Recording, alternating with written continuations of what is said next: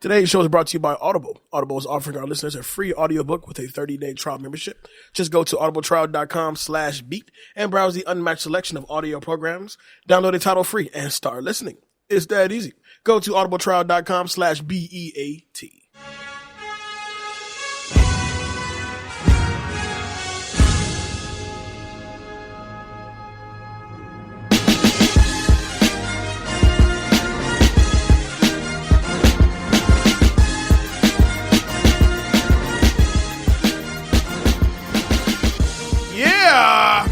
I wanna be the very best. Don't start doing the theme song, man. No one ever was to catch them. Honestly, I really want to know what's his net worth like. The guy who made that song. Oh, you know he got the bag. He had to get the bag because it's playing. No matter which version, that song is being played. Oh, everywhere. It's so inspiring. It's so inspiring until they get to like the chorus, and they're like, "Oh, this is what the song is about." Huh. Think about it. Think of how that first verse is. I wanna be the very best. Yep. No one ever was. Boom, boom, boom, boom. To catch them is my real like test. what? To do what now? To train them is my cause. Are these dogs? I will travel across the land, searching far and wide. Okay, so you're a mystery man, you know? and then it ruins it right here. These Pokemon. What is Excuse that? me? Is that a dog? What up? Welcome back to Classics, the cinematic movie podcast that takes you back to the iconic films of 20 years ago, right here on the Big Three: Apple Podcasts, Spotify, and iHeartRadio.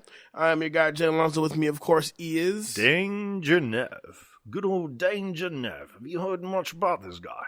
Yeah, I heard he has an awesome salt and pepper beard. Salt and pepper. Salt and pepper.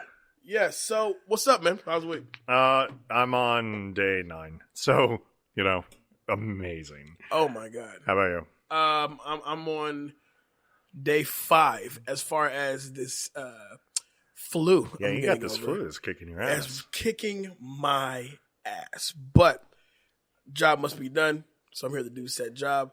I'm very likely gonna go and drown myself in some NyQuil after we get done with this show. We're just gonna get a bucket of NyQuil. Just take a nice little nap inside the bucket and hope the best at this point. But besides that, though, definitely got some good news. I will be making an announcement this Friday. Well, technically it'll be on by the next show for sure. So actually, I made the announcement on the show. But yeah, caught up on some movies. Yeah, what'd you catch? I caught Parasite. How was that? And I caught it because we had made mention of it on the last episode. Right. And about, where it will land in the Oscar race, best foreign film or best picture. And I got to tell you, Parasite is amazing. Is it? Absolutely. And the funniest thing was, and it's not a stereotype at all, but when a movie that's titled Parasite, and it's from the director of movies like Snowpiercer or... Right, yeah. You're kind of left like, okay, so where's this going to go? And it's set in Korea. So I'm like, okay, so where's this going to go? So you get the whole, you get the whole layout of what the plot of the movie is. Somewhere I'm expecting some sort of a contamination thing to happen or a monster pops up out of nowhere, something. But what I got is a movie that is brilliantly written and awesomely directed. A movie about class. Class? Yes. Like classism or going to school? Classism. Fascinating. Absolutely. How the rich live and how the poor live and how the two intertwine. And I loved it. It could very much break into probably the best movies I've seen this year. Really? In my top 10. Yeah. Very cool. Is Absolutely. it still in theaters or where'd you catch it? I caught it online. I can't even tell you. I think I got a screener. I didn't even really realize where I got it from. I just happened to see it was available. So you pirated this. I'm not going to say I pirated. I didn't. I did not pirate anything, actually. But if I can remember where I got it, I was also doped up at the time. So, right. I got to ask you about these comments before we get into the main topics. One of the kind of the bigger stories that's kind of been out lately in the movie world, and we haven't really discussed it, but I kind of see the director's point. But Scorsese's opinions on Marvel movies, they keep flipping. Well, it's he said it this way. Like initially, the comments were what? Like he did not like them because he doesn't. The official comments were to him they're not real cinema. Right.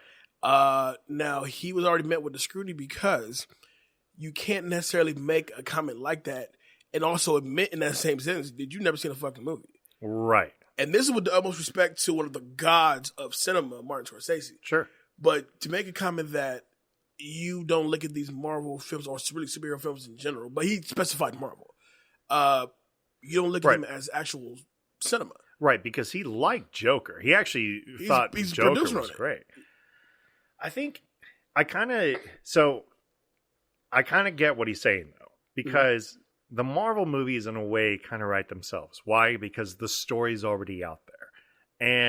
And one thing they did say, and I do agree with him on, is they don't really take a risk with these Marvel films, which I kind of agree with. Like the biggest risk actually after the first Avengers probably would be Civil War, and then after that probably Infinity War. Right, but then you have to approach it from a perspective of at what point, how are we really breaking down more of the comments? Are we talking from a successful movie theater standpoint, or we're talking about the stories themselves? Because what I got from it was he also said that when you go to the theater, it's all you get is superhero movies. But like, well, that's not true at all, because 90% of the movies that are released in the year are not superhero movies. No, but it's the box office draw. It's the box office draw, absolutely. But you take the same argument back in the day when superhero movies wasn't getting the shine that it's getting now. When you couldn't, it was hard to get one in the theaters. Now that's all they want to see. But so back in the day when original filmmaking, original stories were being praised still, or better yet, where the movie star sold the movie, them days are gone now. Which is, I don't want to say that's a problem, because Scorsese has made the careers of De Niro, Pacino, Pesci, Harvey Keitel, and then Harvey Keitel's revival with Tarantino, DiCaprio for a long time, work almost specifically with Scorsese. So I do definitely see his point, at least, which is in terms of some of the risks that were taken in Scorsese films. Taxi Driver is a perfect example of that. That's a movie that really should not have worked, but it really took great acting involved and a pretty tight story for something that actually is a really creepy thing to watch, but is so fascinating to kind of see with that. And I get the idea when it comes to the idea of where superhero movies kind of sits, because for the most part they're popcorn flicks. I don't know. There isn't a lot of risk, which I definitely agree with. And what I mean by that is that they don't. The superheroes kind of last throughout the day until Endgame was. Think about it. For the Marvel movies after Avengers, they had a plan, and that plan was really driven out. And they follow, and a lot of these are kind of formula wise. It's why sometimes it's hard to tell the difference between Ant-Man 1 versus Doctor Strange versus Thor 1 and 2, because it's all formulaic.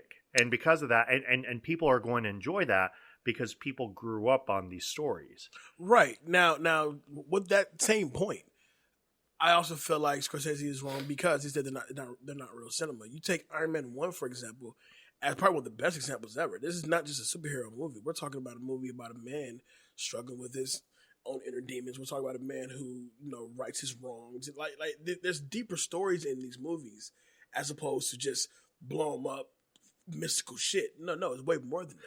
I think I have to compare to Tarantino and Scorsese films in that sense. Yeah. Scorsese films, for the most part, first of all, usually take place in New York. For the most part, yeah. They usually have to deal with organized crime. Although he has absolutely directed stories that were very risky. Hugo being the first one.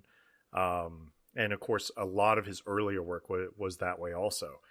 And he had kind of a niche for that in his own little genre. Mm-hmm. But it's tough to say, oh, there are bad gangster movies out there. Seriously, yeah, like there are a few, but of Scorsese films, like I can't remember a bad one. Like I can do without this particular Scorsese movie. Even the ones that aren't as popular, like a Silence. Those you can still put those on. Like, I still enjoy this movie. I probably won't come back to it often, but I do enjoy this movie for sure. But I think with him, because he did take some risks, especially in the early 90s. Mm-hmm. Sure, Goodfellas is generally considered the best Scorsese film. Is it though? As far as the best Scorsese flick? Yeah.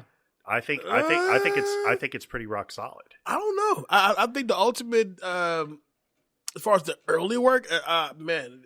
His early work was in the 70s, so that's impossible. Right, but the battle would be like either a Mean Streets or a Taxi Driver, or even you throw Casino in there as well. As far as like the debate, I think Casino.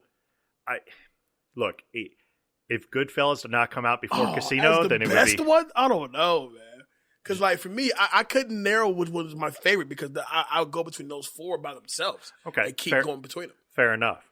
But he has taken risks before, like in the movie Cape Fear. Mm-hmm. Cape Fear isn't the best horror movie, but it's still effective in everything it does because it's kind of tough to decide, like, what side you're on. Of course, you're supposed to be on the side of Nick Nolte's family. Right. But, De Niro kind of has some points. Same thing with Tarantino. Tarantino took some risks later on after he got away from the Reservoir Dogs and him incorporating himself in every fucking movie. With movies like The Hateful Eight and Django Unchained. Yeah. Not my favorite types, but it was something absolutely enjoyable. So I kind of see the point from the traditional cinema film wise that these superhero films has a formula. The formula obviously works because everybody enjoys them. Mm-hmm. And you can't really see... It's tough to kind of break that mold right now because they're the ones that are making Vuku bucks right now. Yeah, and so to take to that point as well is you cannot try to discredit something that's, for lack of a better word, working. But more so, you look at the comparison that you made as far as, Tarantino, Scorsese, them have their own genres. Sure. Compared to... What about Spielberg? I wouldn't put him in there only because Spielberg is a legend of his own, but at the same time, Spielberg has a lot of hits and misses versus Scorsese and Tarantino have this certain run of like hitter. Just where do you place them?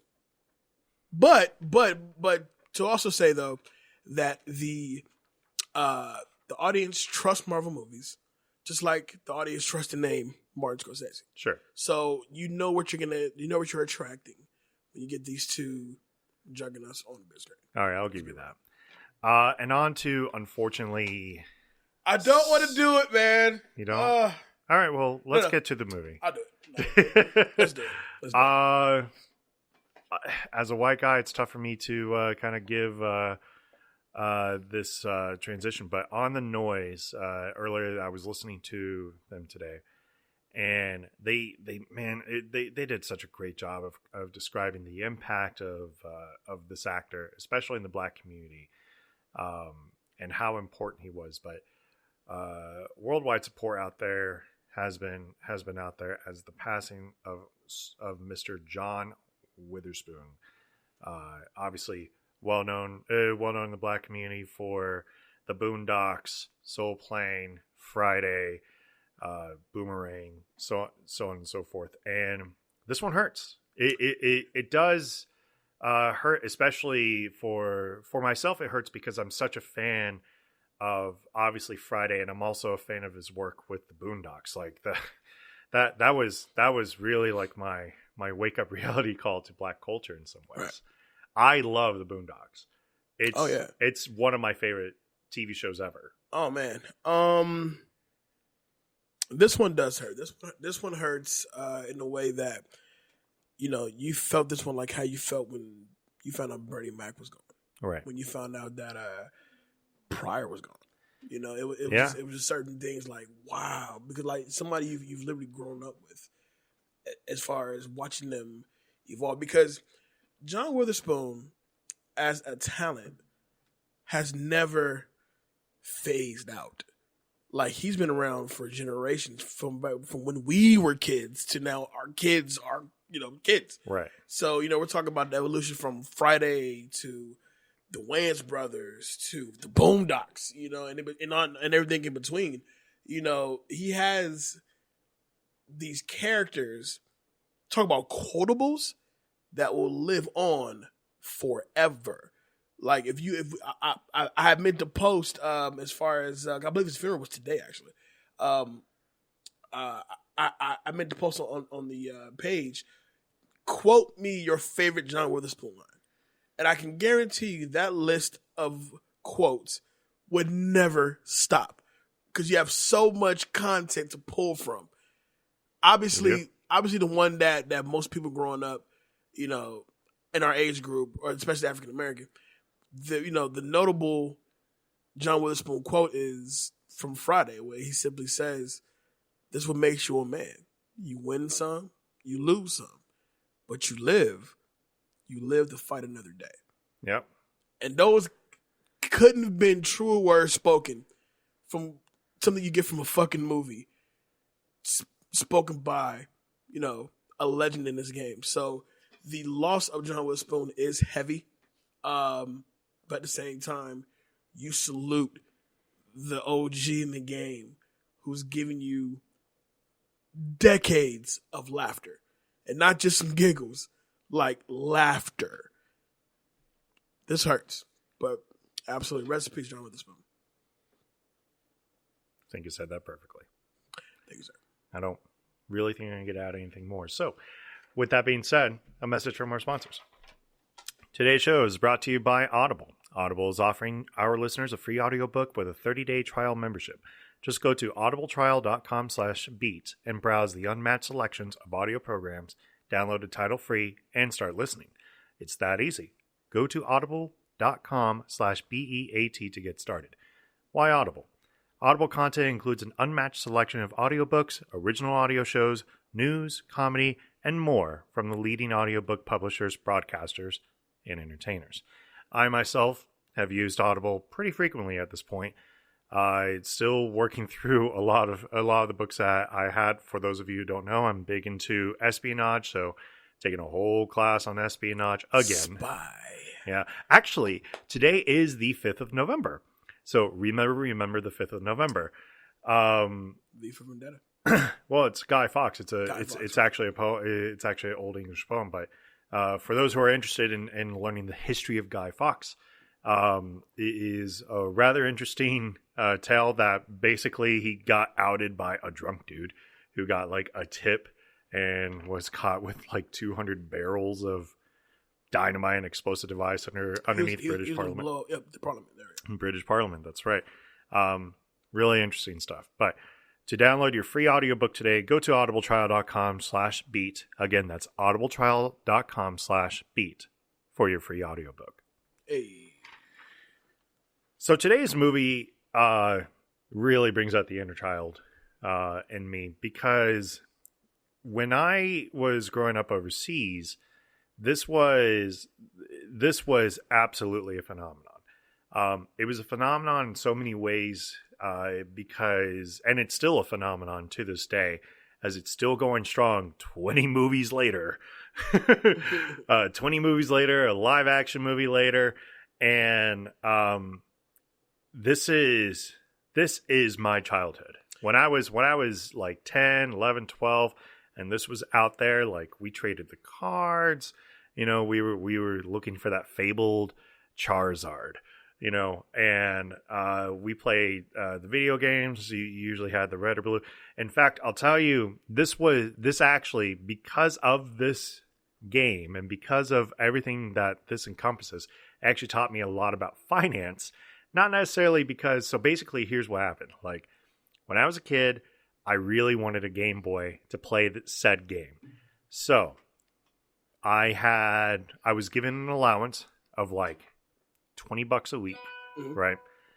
And I was given an allowance of $20 a week. And because I was given this allowance $20 a week, I had to do like these chores and whatnot to kind of get there. Now, I didn't spend a dime of this money as I put away a Game Boy Color and these two games. Oh my God, the Game Boy Color. Oh yes, and both red and blue versions of said game on hold while I basically waited to get this taken care of. And I did. At the end of summer, I actually got it, and it was so awesome. And like my parents were like super proud of me, for saving up all this money to get exactly what I want. 3 years after the first season of this movie, the official movie came out. And if you don't know what we're talking about, we're taking this back to November 6th of 1999. Pokemon, the first movie, Mewtwo Strikes Back. So that's what we're going to officially call it. Well, it's Pokemon first movie. So that's the version that you watched. Yeah, it's Mewtwo Strikes Back. Gotcha. But we'll talk about that here in a second. Pokemon, the first movie, original release date, November 6th of 1999. Shares opening weekend with Light It Up, which is the greatest movie to compare this movie opening weekend with. Have you seen Light It Up? No. With Usher and Forrest Whitaker? Oh, yes. No, that was awful. Oh, my God. I'm like, that movie's horrible. Production budget, $5 million, but it made a box office total of $172.7 million. Yeah, it was They were insane. cleaning up. You understand? At the time, it was the highest grossing anime in U.S. history. Yes. I think that may have now been broken by Dragon Ball Z Broly, but I'm not 100% certain. Currently sitting at a 15% on Rotten Tomatoes. Okay. So this is where the issue comes with this movie, because a lot of so let me explain. The Pokemon phenomenon was huge. It wasn't just the games. It wasn't just everything else. It wasn't just the games. It wasn't just about trading. It was a literal phenomenon. I mean, they built characters very well in the TV show at the time, and it was really kind of cool to see the battles. But the big thing that had not happened yet was the most powerful Pokemon had not shown up, which was Mewtwo. Everybody knew it. He was in both red, blue, and then later on yellow versions. Of course, later versions. Obviously, I'm going to talk about that. Right. But it was kind of like a gold rush, to like see this movie. It's like, oh my God, they're actually going to fucking show this. Now, keep in mind, my theater usually only showed one movie a week. So this was it. This was the big one. I was 12 years old when this came out. So, all right. So here's my thing about Pokemon. My brother, Los, has been a Pokemon fanatic since we were kids, right? I look forward to watching it because of the spectacle of the whole thing. I look forward to learning more about the different Pokemons. I'm also I really enjoyed the movie that came out this year, the Pokemon Detective Pikachu. Right, Detective Pikachu. I thought Ryan Reynolds did a great job, and for what the movie was. Yeah, it's fun. It's really fun. Pokemon has always been that thing, and that's whether watching it on TV, watching people play it via cards. I'm watching it and I'm interested, and I'm like, I'm really into like, wow, this is something to see, and yet still do not know what the hell is happening. I'm not going to explain that because that takes a long I can imagine time. But basically, we live in a world where these creatures also kind of coincide and provide sometimes resources to us. Mm-hmm. Most of the time, we train them to battle each other. Some people train to breed. Some people train to just collect and gather. All right. In fact, it's in the title song.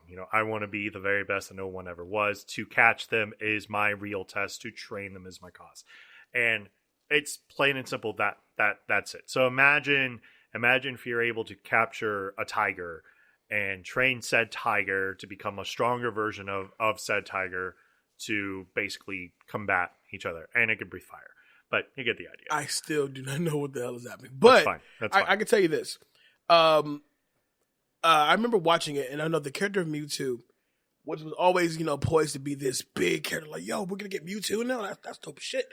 And even in the new movie, Mewtwo's a big part of the new movie as well. He's a god. He's a god, right? He's pretty much a god. And so, one of the things like that really kind of shows you where you are in age is like I remember my own brother. I remember seeing him playing Pokemon, and I played with him one time, and I think Charizard or Bulbasaur or whatever. I throw out a little card. He goes, "Well, I'm gonna throw out such and such. Bulbasaur, I choose you." I have no clue what the fuck is happening. You know what I'm saying? I have no clue what the fuck is happening. I wish you guys would know Los like I do, because that image is a little hilarious. Like Los is just so cool. So to kind of see him be like, I choose you. Wait, what? The other big announcement that kind of came with this movie was the introduction of Mew. In fact, there was a real fucking promotion on this where you could send in your game cartridges and they would load up Mew onto your cartridges. It was insane. So of course everybody had this. Anyways, let's kind of get into this movie. So there are essentially two versions of this movie. All right. Well, really, there's three. And I'm going to kind of break this down. Can I ask you a question? Yes. Okay. Have you ever dressed as a Pokemon? No. Come on, man. Never? No. I've dressed as the Pokemon trainer, of course. Solid taking. All right. Got you. Please continue, sir. Anyway, so wow, stuff I'm admitting on air now. Nerd. So anyway, there's three versions of this movie. The first version of this movie basically has a 25-minute intro that has nothing to do with the story. All right, it's Ash, Brock, Misty, Togepi, Pikachu. They're all on vacation. It's a beach vacation, and they basically did that so they could feel like they're getting the runtime, because the actual runtime of this movie is about an hour 15, the American release, but the Japanese release had that additional 25 minutes, and a lot of people say, oh, it's entirely different. Doesn't necessarily mean it's better. It's just entirely different. I also want to thank Dave as well, because before you got on the air today, you actually explained to me why Ash is 10 years old. Right. But he's doing all these adult things. But he's 10? Yeah. No, he's totally 10. That's wow. All right. So for those of you who don't know, here is the theory. All right. In the second episode of Pokemon, because apparently now we're getting into this, Ash sees a legendary Pokemon. That Pokemon is Ho-Oh. The minute you see Ho-Oh and witness and lay your eyes on him, he grants you the wish of your deepest desires, which in the case of Ash, his deepest desires was to become Pokemon World Champion, which he accomplished 20 years later, but it also kept him at the same age that he is. So he is a 10-year-old boy for the rest of eternity. But the mind and the spirit of a... Yeah, later on. Yeah, sure, no problem. 30-year-old man. But, the hormones haven't kicked in yet. He doesn't like girls. At least not yet. He doesn't know if he likes girls. He's too busy catching them all, He's just catching them all, you know? Right. And it isn't the girls. Anyway, so the true version of the story, which is only released in North America as a DVD release, is there's a 10-minute intro to this story that talks about the origin of Mewtwo. Mewtwo is created from the fossil of Mew. In the process, he is basically a child when he is created, and in doing so, he confronts an entity known as Ambertwo. And she goes on to explain that they're all twos, that they're basically copies of their original versions. Hence the name Mew and Mewtwo. Right, yeah, exactly. So, there'd be a J and a J2. Right, yeah. That should have been your daughter's name, But instead he gave her the nickname Maya. That was weird. Naya, daddy loves you, baby. But you are a J too, though. We really think about it, but whatever. So, anyways, but of course, the scientist that created him, his name is Dr. Fuji, who is hired by Giovanni, who is the leader of Team Rocket, who's always been kind of the bad guy. Which is weird because in the video game. He isn't really, but whatever. They wanted to create a living weapon based upon the legendary Pokemon Mew. So in the process, Fuji is revealed to basically be allying as a means to fund his side project, which is to resurrect his deceased daughter, Amber. All right. Mm-hmm. So Amber 2 is created instead. But it was a very, very, very risky thing to do. And it had a very high failure rate. And that's exactly what happens in it. So 7 minutes into this movie, they kill off Charmander 2, Bulbasaur 2, Squirtle 2, and Amber 2. And you see their deaths. They just kind of disappear. And so you have this childlike version of Mew 2 that is just there. He's experiencing trauma, like incredibly traumatized. This was not shown in the US release, but it does absolutely make this movie a lot better because of it. To stabilize him, because Mewtwo, of course, is incredibly strong, Fuji tranquilizes Mewtwo, causing him to forget the time that he's basically spent with his friends. But one thing had always kind of stuck to his mind, which is the Pokemon tears give life. Okay? This plays a very key part at the very end of this movie. All right, anyway, so we fast forward. Mewtwo, go ahead. Okay. I just want the people to know I did watch this movie. But he's letting me take this because he's not feeling well. I'm not feeling well, so therefore I'm just gonna chime in and say some things so that way Jay is here. However, I will say this real quick. Even as you're explaining it to me and to the center folks out there, every time you finish a sentence with like one of those like he gives it to Mew and Mewtwo and Amber 2, and as soon as you get done with it, I go, Pokemon in my mind. I don't know why. I just do. like so, Pokemon facts told by Dave. You know what? Why don't you do that for the rest of the recording? As I do that? Yeah, absolutely. All right, go. Jay's still here, though. So after Mewtwo fully matures and awakens from this laboratory, he basically is concerned about his own existence, right? He's trying to find like his own personal purpose and meaning to life. All right. And this goes by pretty quick because he basically gets pissed off because they say, well, yeah, you're just a clone. And we have so many more tests that we have to do for you. And to figure this out, mind you, not doing anything to protect themselves, considering that Mewtwo literally shattered the tube right in front of him with its telekinetic powers. But hey, use your psychic powers and whatnot. So, of course, he goes and he blows up the fucking lab. Pokemon! and he kind of, and in this process, Giovanni's helicopter also lands right at the same time, of course. So all the scientists in there are dead, just so you know. So yay for G ratings. Now, I remember Team Rocket from the show as well. Sure. Now, there's one thing I've always been very confused about Pokemon is that, and trust me, Pokemon fans are probably going to hate me. Like, why is he even on this fucking show right now? But one thing that always stuck with me, like, Pokemon is clearly a Japanese thing. Sure. But there's this cat that's clearly from, like, Bed-Stuy, Brooklyn. Meowth, and why in the hell does he talk? Right? That's where you're getting at? Yeah. All right. Basically, he was taught to learn how to talk. Like, he's actually a more intelligent version of Meowth, who has figured out the ways to revolve himself around the speech patterns, and he just kind of evolved in that way. That's the best way that I can say. So he is a Pokemon then? Oh, absolutely. Okay, like he has Pokemon moves that he knows and can technically go into a Pokeball, but never does. Same thing with Pikachu. Pikachu hates his Pokeball.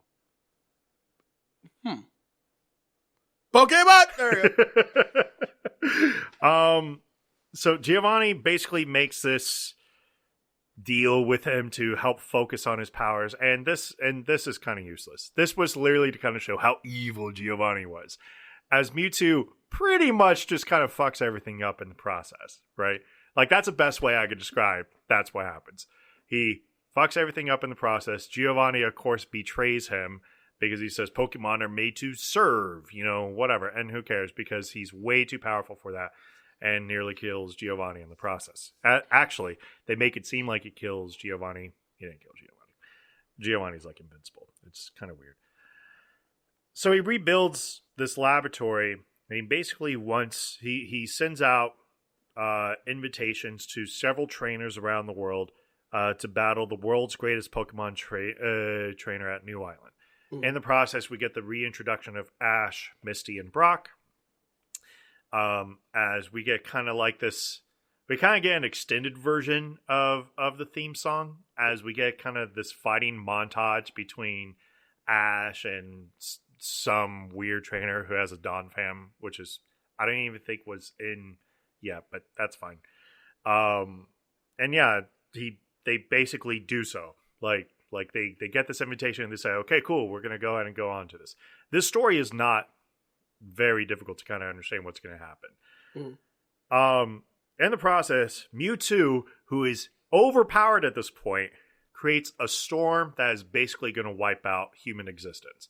I mean, literally, they spend a good 2 minutes showing him creating the storm, causing boats to be closed off for safety. And basically, Ash's group is picked up by Team Rocket, who unfortunately never gets to say their entire quote. That's always done. Team Rocket.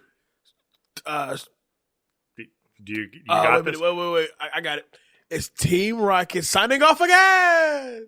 No, I was going to go for the whole speech. Oh, shit. No. You got me on that one. Pokemon? You got me on that one. Sorry.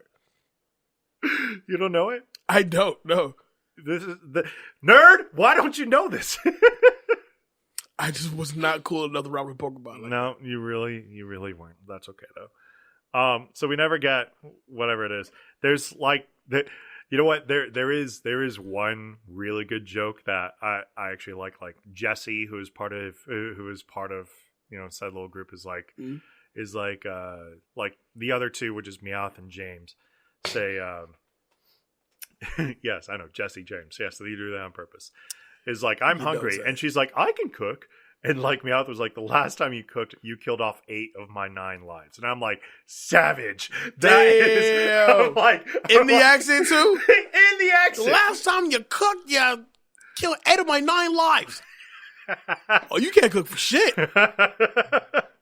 So they go and they get picked up. They're met by clearly Nurse Joy, who's supposed to be the person that helps all the Pokemon, and she's just, I feel like they're clones, but they are sisters all throughout all these Pokemon centers. But she gets picked up. She was obviously kidnapped by Mewtwo, and we get this introduction to Mewtwo, and it's the tits. It really is. Like, he just kind of comes floating down, and he's just like, I am way too strong for all of you. It's almost the exact scene redone in the new movie. Right, exactly. Mm-hmm. He's like, I'm way too strong for all of you. Like I'm just gonna fuck all y'all up, and he proceeds to do so quite effectively. Then these guys were like, so Jesse and James kind of find this like cloning center, right, and gene modification and whatnot, and come to find out there's some Pokemon clones in there. Those guys pop out, and they decide to kind of battle their counterparts, and it's not even close. Like they wipe the other team, right? And in the process, Mewtwo decides to say, well, as victory for winning my Pokemon battle, I'm going to take all your Pokemon now, and proceeds to do so and decides to clone them, as he plans on wiping the existence of man and Pokemon and basically restart life anew with his clone Pokemon. Right. All right. Pretty evil. What's now I think about it, it's almost the similar plot of the bad guy in the movie that just came out. Yeah, kind of. Sort of. I think his plan was to be able to blend both human and Pokemon together. Right. Yeah, basically. Because they lived in that city where Pokemon and human coexisted, basically. Ash, who does play a pretty good heroic role in this, sees that Pikachu is about to get captured, and basically, after falling from impressive heights, destroys this cloning machine and this cloning lab, and leads them to basically confront Mewtwo and his clones. At that point, Mew decides to make his appearance. Now, he has been shown throughout the rest of it, but he always kind of had like this like kiddish version of himself. Mm-hmm. And this epic battle basically happens. Like blast after blast is going after each other. A shadow ball goes one way. You got Charizards fighting each other, Venusaurs fighting each other, Vaporeon, Psyducks, Ninetales. They're all. I mean, it's just this huge mess of just fighting. In the process of doing so, Pikachu has been trying to make peace with his own clone after realizing that basically there's no point to this senseless fighting. Like there's no point to it at all. It's Pikachu, right? Yeah, this is Pikachu. So he's like, Pika! Yeah. He's getting his ass whooped too. That's like, I'm tired of this fighting shit. Right, pretty much. Realizing what's getting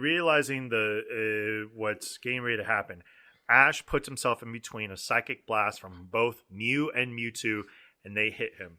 And this is pretty much the iconic scene of this movie, because Ash literally goes petrified and dies. And it's like, what the fuck? You are 12 years old and watching this shit. And you're like, oh, we're going Watership down on this. Like, this suddenly got incredibly gruesome to see Ash just straight up die. And there's literally like 8 minutes left to this movie. That's how fast this movie is. Pikachu, using the "my tears are life" thing, begins to cry as all the other Pokemon clone and real Pokemon alike begin to shed their tears. Their tears go and basically revive him. They they anime themselves over onto Ash's body, and basically revive him. And recognizing that humans were willing to sacrifice themselves for their Pokemon to show that sense of bond and sense of friendship, Mewtwo realizes that he should not have to be judged by his origins, but rather by the choices that he has in life. So he departs with Mew and the clones, and Mewtwo turns back time, because that's literally what happens. He literally turns back time, because think about that for a second. Mm-hmm. He turns back time. So how powerful is he again? He can turn back time. He can turn back time, no problem, to just before these trainers leave Old Shore Wharf and erases everyone's memories of the events. But back on there, Nurse Joy has returned. She reopens the Pokemon Center to shelter the trainers. Storm almost immediately clears up, and Ash spots Mew flying through the clouds and tells his friends of how he saw another legendary Pokemon. Hey, Ho-Oh, what I was just talking about. Meanwhile, Team Rocket find themselves stranded on this island. I missed the whole queue. I'm sorry. Meanwhile, yeah, go ahead. Meanwhile, Team Rocket Pokemon find themselves stranded on New Island, but they're enjoying their time there. The after credits kind of show like this brief scene of Mew flying towards mountains, and that's pretty much it. That's Pokemon the first movie. So let's do it like this, because clearly, yeah. All right. So Danger Neff, who's getting that guy award? The movie's not written well enough to have like to have that guy. If anybody, it would be Mewtwo, because he at least has a true origin story on this. Whereas Ash is, I'm friends with my Pokemon, and I'm the hero. But no, it goes to Mewtwo. That chick award. There isn't one. None of these female characters were basically developed. In some ways, I guess you could say Jessie, because she has the better jokes, but that's about it. This Fool award. Nobody is developed far enough to actually get like a fool. I mean, nah, nobody really makes like a dire mistake or anything. You know what? Dr. Fuji. Okay. You know what? I'll go back. Let me go back on that. Dr. Fuji, because how do you create the world's most powerful Pokemon and not suddenly realize that, hey, he's the most powerful Pokemon? How do I not have a fail-safe for this? Right. Okay. Cut that out. I can't really say there's anything to cut out, because the movie in itself, it does need to be improved in some ways, but the improvements it's too tight to really cut anything out. If anything, you could kind of shorten some of the dialogue, but this movie's already an hour and 15 minutes. You can't really, this really feels like two epic Pokemon episodes put together, basically. An iconic scene. It would have to be the sacrifice of Ash. Although the origin story of Mewtwo is definitely a close second because it at least gives a certain appeal. But why wasn't this origin story included in the first place? Because basically network people in the United States did not want the biggest star of Pokemon, which was Pikachu at the time, for them to wait 20 minutes to finally show where's Pikachu this entire time. Right. And because of that, they cut out that first 10 minutes of it, and it made the movie that much worse. So really, scratch that. That full award, the U.S. network executives who decided to do that shit. It's stupid. That would be Warner Bros., wouldn't it be? They need to be warned. Yeah. Because that was a really, really, really dumb mistake because it actually makes a much worse movie. All right, well, let's get into some quick hits here. I got some stuff lined up because clearly I have no takeaway set up for this movie right now. So let's do this. The USA soundtrack was released on November 10th of 1999 by Atlantic Records. Pokémon! The first trailer was released in August of 1999 and was shown before The Iron Giant and right. Mystery Men. I love that movie. The second trailer was released in the late 1999 and was shown before The Bachelor. Awkward choice to put before. But I think The Bachelor would drop the weekend before. So just to put some eyes on it. Right. Basically. To basically put eyes on it. Iron Giant is going to be a super throwback. For sure. Yeah, most definitely. It's amazing. For TV syndication, the movie was digitally remastered for high definition and aired in TV Tokyo, as well as in other stations beginning May 3rd of 2013. The remastered version also aired on Cartoon Network in the United States on January 4th of 2014.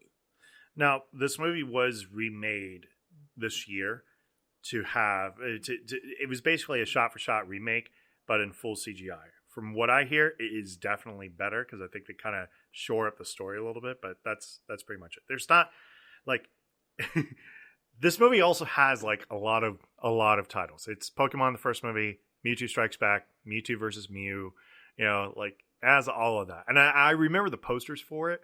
Like it was pretty epic, but still a lot of weirdness with it. As Meowth gets sucked into a tube, James says, "Who's that Pokemon?" Yeah. A reference to the commercial break game of the same name on the TV show, which is, I used to laugh my ass off. Like, who's that Pokemon? It's just the outline of who it is. Right. I'm like, I don't know who the fuck that is, man. It's Bulbasaur. Bulbasaur. I'm like, all right, I don't know what the fuck this is, but all right, whatever. The fighting is wrong moral ending exists only in the American version. Yeah. And last but not least, producer and director Michael Hagney had trouble matching animated lip movements. The script was written twice to ensure all dialogue matched up. They said they were very happy Mewtwo was a psychic Pokemon because his mouth rarely moved, which saved them work from making dialogue match his mouth movements. Yeah, and that was something that is... I'll say this, like, usually when you have a Japanese dub to English dub, like movie like this, the writing usually gets afflicted in some way. Right. They did a decent job this time around. Right. Doesn't always happen in future movies, but we won't talk about those. One more time for the road. Pokemon! Quick and easy, man. Yep. That's how I'm trying to do this. That's how we're getting down today. We call this David F. Quick and Dirty. Wow. Okay. Let them know where they can find you. You can always find me on Facebook, Instagram, and Twitter at David Danger Neff. I'm the co-host here at Back to the Classics. We can announce that we will be we have been invited back and have accepted in February, which we will talk about this soon. Back to the Level Up Expo in 2020. We are excited. We will get more details and kind of get you a better guest list once we get closer to those dates. Yes. My guy Jay Alonso, where can they find you? Do you want to mention T Ferris? Since they knew it was coming. So. Yeah, so next week, assuming all works out. Because this week has been kind of hell. We are going to be re-releasing the cut of Fight Club next week, so we will be re-recording that. Hopefully with everything solid in this case, and we'll get there. My boy Tarek T. Ferris, he's gonna be on the show. He was very insightful the first time this happened. So great dialogue. So I'm looking forward to doing that again. Yeah, me too. Yes. My guy Jay Alonso, where can they find you? Well, you can find me currently going home, ready to drown in that good old NyQuil. Yep. But in the meantime, find me on all the social media simply at I am Jay Alonso. That's Facebook, Instagram, Snapchat, and Twitter. 1,000 apologies to the cinefolks out there. You didn't hear much of me on this show, but like good partnership, I ride for my guy rides for me, and I'm going to be here, damn it, sick and all, but damn it, I was here. Also, the Back to the Classics Facebook page, Back to the Classics A Movie Talk page is up and popping. Go ahead, jump on there and join the conversation. It's been a lot of activity on there, so I really appreciate everybody for continuing to just jump on there and join the conversation, man. As well as the Spoiling the Classics page ran by Dave Neff, also up in there. Most days. on most days. Ran by Dave Neff. Jump on there, join the conversation. And that's basically it. Yep. Shout out to the whole Beat Network family. Shout out to the iHeartRadio staff. And besides that, this is Back to Classics. I am Jay Alonso with me. Danger Nav. See you next week, y'all. Peace.